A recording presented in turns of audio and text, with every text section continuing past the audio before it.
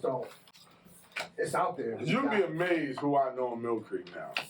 Just from coaching their kids or being around them and what they're involved in. You know, a lot of the people that runs, like just for example, my assistant coach, his neighbor was the lady that does the billboards.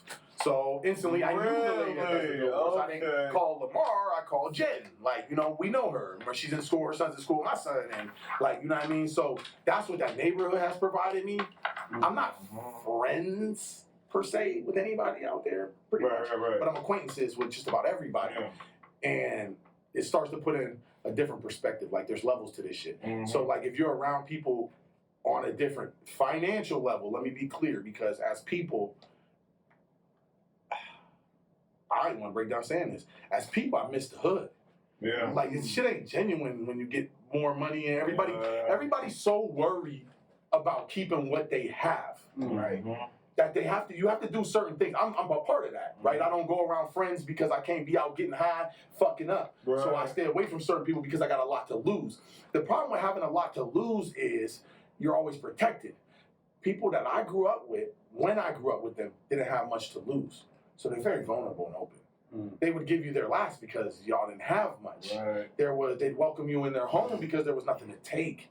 There was no protection. You know what I mean? Like, I miss the familiarity of the neighborhood. I miss it. Like, also I miss a motherfucker knowing that Jay's is hard. Like,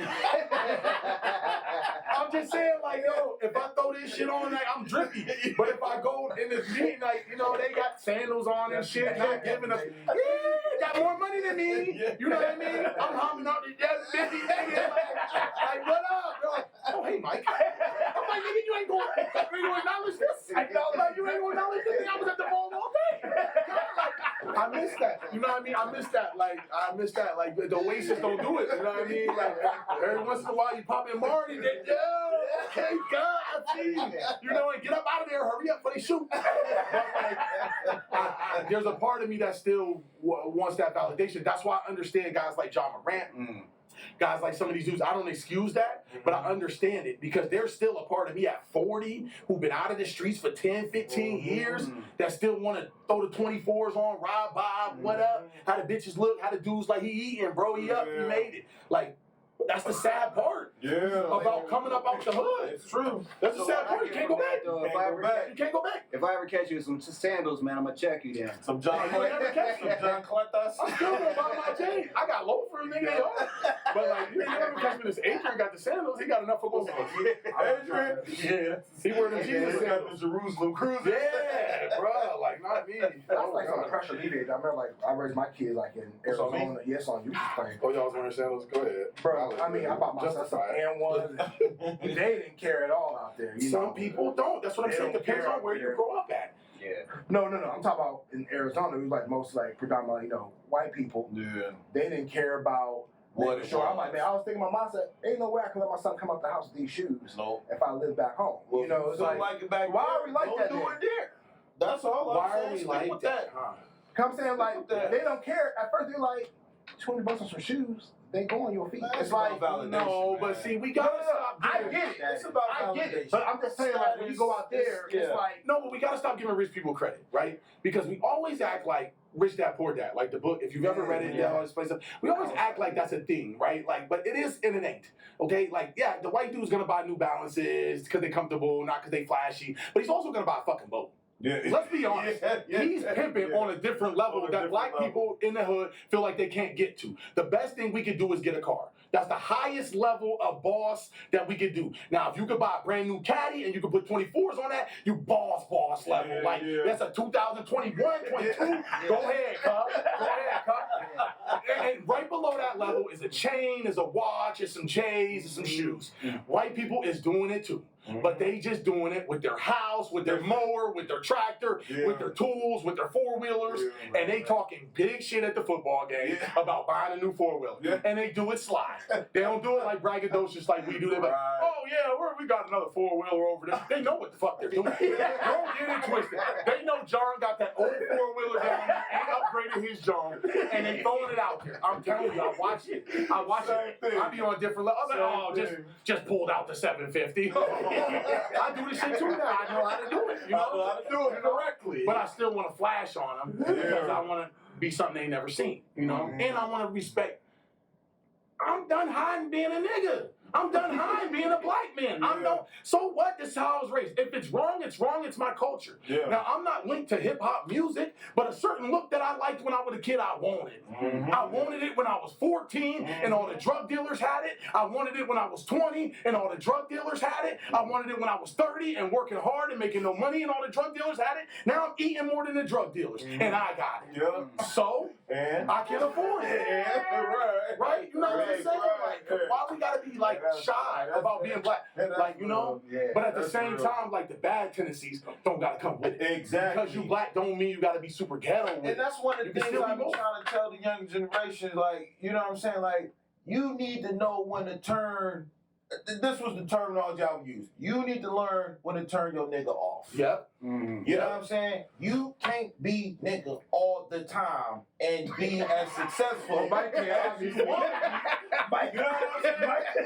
Mike, Mike, That's the difference. Mike told you. He said, you know, if not, why be like, tuck his chain in? You know what I'm saying? Excuse me, sir. Mike figured it out. Are you Sandy? Mike, Nice to meet you, Sandy. I'm Mike. I'm the one you talk to on the phone. You're shocked because my voice sounded way over the phone, but I'm a black man. I mean, like, what the fuck are we doing anymore, right? You know what? No, but you do gotta turn it off. But it's not niggerish. It's ghetto. It's ghetto. White people got it too. You know one thing I hate, and it's a real pet peeve of mine, right? I'm a business owner, you know, and like I hate when I hear black people use the terminology a black business owner. I'm a black business owner. I'm a black business owner. Yes, you are. You know what I mean? Yes. And obviously we see that. Yes. You know, I don't feel that that's something you don't hear say, you know, oh, I'm a white business owner, Right. Oh, God I'm a this bit, like, you know what I mean? But like to God me, forbid. it's just like we always want to try to keep like, you know, not have those, you know, boundaries and stuff around us and, you know, be out here like, but at the same time, it's like, but at the same time, it's like, I don't want to hear about the black, you being a black, yes, you are a business Nobody want to owner. say that. You're a business owner. Nobody want to say that. Nobody want to say that. I hate hearing it. It's got to always come before what we have. It's not us. That's what it's not us. It's them labeling us to diminish us. Because as long as they put a label on it, we are automatically second class. If it's a black-owned business, it is a second-class business unless it's a barbecue joint. If it's a black-owned business, it is a second-class business unless they cut hair. If it's black-owned, it's second class. That's why I don't want to be a black realtor. I don't care if black people call me. I don't care if white people call me. I'm one of the best realtors in the city because I do the job well. Right. Not because of You want to call me a black realtor? Okay, but compare me to the white people. Compare me to the white people, and here's the thing too. This how I know it's a construct, Joe. Yeah. This how I know it's a construct because when you say you're a black something, outside ball player, entertainer, then you get a higher comparison rate, right? Like you get automatic bonus points in the comparison battle. Nobody really wants to say that or talk about it, but if I say Ishmael's a black country singer, right? Instantly. If he fucking sucks and you're average, all about the same. He's a black math teacher. Instantly, if you're very good and he's good, y'all about the same. Only things that they think we can do well, do we get a downgrade on, right? White people get an upgrade on those. It goes both ways, right? White basketball player who's good compared to a very good black basketball player. Yeah, you go for a white dude. Oh, yeah, no, he's as good. You like, man, white dude got fucking game. Yeah. I just did the same crossover 3 times. Yeah, but you know, he put that white on it. I'm just saying, like, these are constructs created by people, man, not us. And it's changed to me. It's changed. I disagree with that because my only thing with that is I know we don't want to be black, but my point is collectively, we have so much power that goes out of our community. I like to highlight. That's one of the reasons I sought out people, Mike, or people of color to do like big purchases with, cause like I want to support our own. Because I feel like I don't have the math in front of me. They said stat that the money in the black community only lasts for like 18 hours and it goes out of our community. And you think about like, we done made Timberland and Tommy Hilfiger a whole bunch of money, but we let Carl Kanai die. Now, that's pretty messed up when you think about it. Yeah, That's the only thing I kind of like. I was listening to something that somebody said, I think it was a podcast, and they were talking about how Biden basically, wrote something into law right away over to all the Asian people. You know what I mean? Yeah. When that popped off, and of course I ain't feeling that. But the thing is, he was like, why he didn't do that for black people is because we ain't got that same power. We ain't got them Asian countries to back us up. Like, you know what I mean? Like we're Africa, you know what I mean? We don't have African countries to back us up. Yeah, That's what exactly. It should be, right? Exactly. So you ain't got no black person to support you. So ain't nobody going to take you seriously in that way. So I see what you're saying with that. Yeah. But okay. Yeah. But even when you say that though, Yes. And being a person of color, right? Being a black man, when I go to a business and I know that it's black owned, you automatically already have this thought in your mind. That's on who, right? But no, that is because of what has been put out. And I'm sorry to say this, exactly. And I'm sorry to say this, but like throughout the years of working, at the Y and over at the Liberty House, and there is a significant difference between black business owned and white business owned. Bro, hold on a second. Hold on. Let me get this True or false? Why don't work? I know, I hear what you're saying, but think about this, bro. We just been like 100% total rights, probably like a little over 50 years. They had generations to perfect it. I think in the short time period that we had, we're doing pretty remarkable. Now, to say that, I would say this, to your point, what really opened my eyes is traveling. You talk about going to Miami, traveling. When we first went to LA, we tried to find Chinatown, right? And I was pretty nice. Come to find out it wasn't Chinatown. We was in Koreatown. They have their own little town, bro. Yeah. They keep their money. Like, right there. Our infrastructure is all messed up. Like, how come we don't have a KFC? But there's like, you see what I'm saying? Like, how come there's not like, what? No, my point, like black people, the way we cook chicken, how come there's in a black town? How come we don't do that? You got Jerome on the front of the right. and then like instead of the curve. The only thing black owned we got right now is detrimental to our community. We got liquor companies, rappers doing liquor companies and stuff like that. Nah, man. So yeah. So I apologize if this y'all think is wrong, but when I wanted to come back to Erie, whatever, I sold my house with a black realtor. I bought a house with a black realtor. That's awesome. And that was intentional. Yeah. That wasn't on accident. And the same thing that Marlo told me. I told you the same thing. He did the exact same thing. And there needs to be more of that. We do not have that, right? But identifying yourself, in my opinion, identifying yourself as it's you. It went 1, 2, 3. He didn't see he was talking. It went 1, 2, 3. I mean, he didn't see he was talking. It went 1, 2, 3. So identifying yourself as a black business, I don't feel like draws you any more black business. If anything, I would say it's a negative. I would say that actually more black people.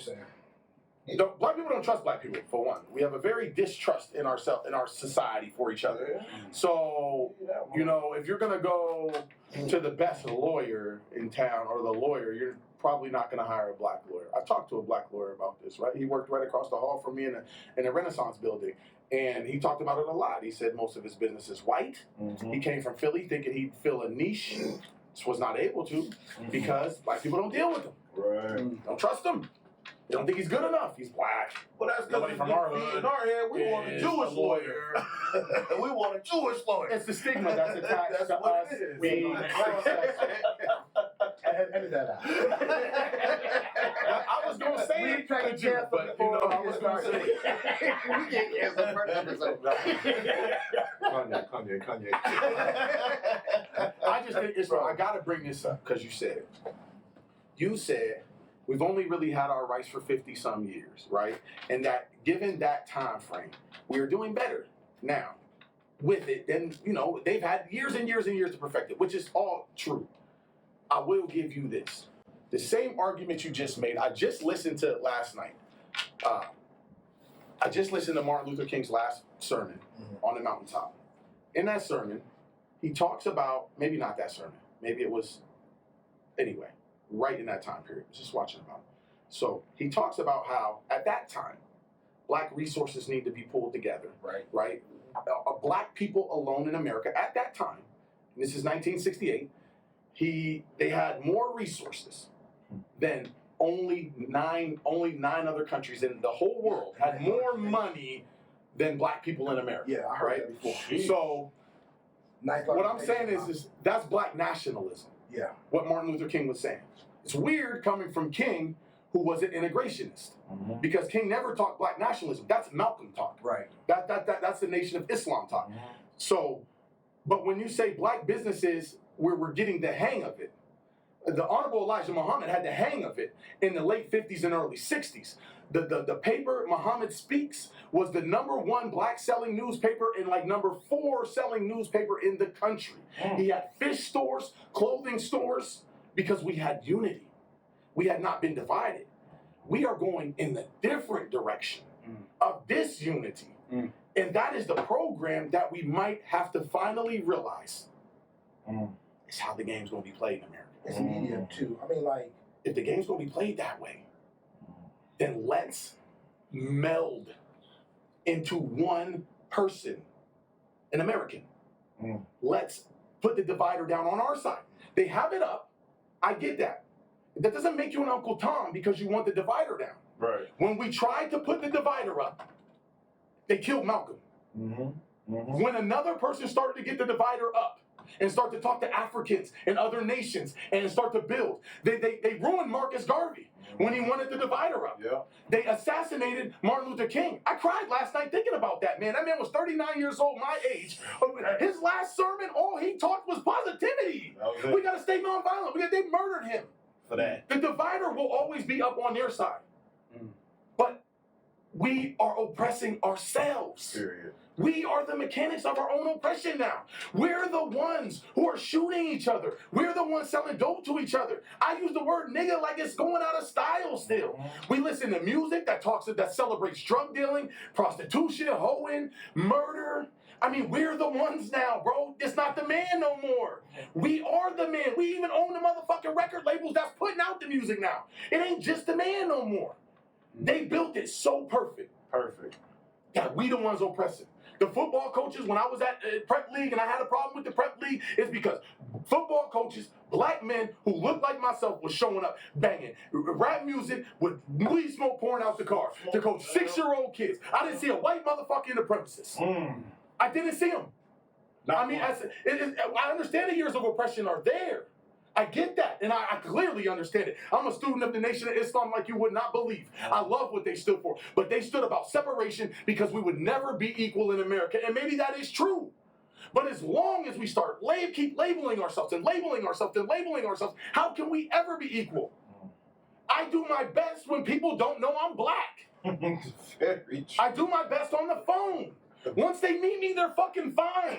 But it's because of what you do or you do or you do in your personal life that fucks me over. Yeah. That's what I hate about it. I'm tired of being just a black man. I'm Mike Ewing. We don't do it to white people. We don't do it to Irish people or Italian people.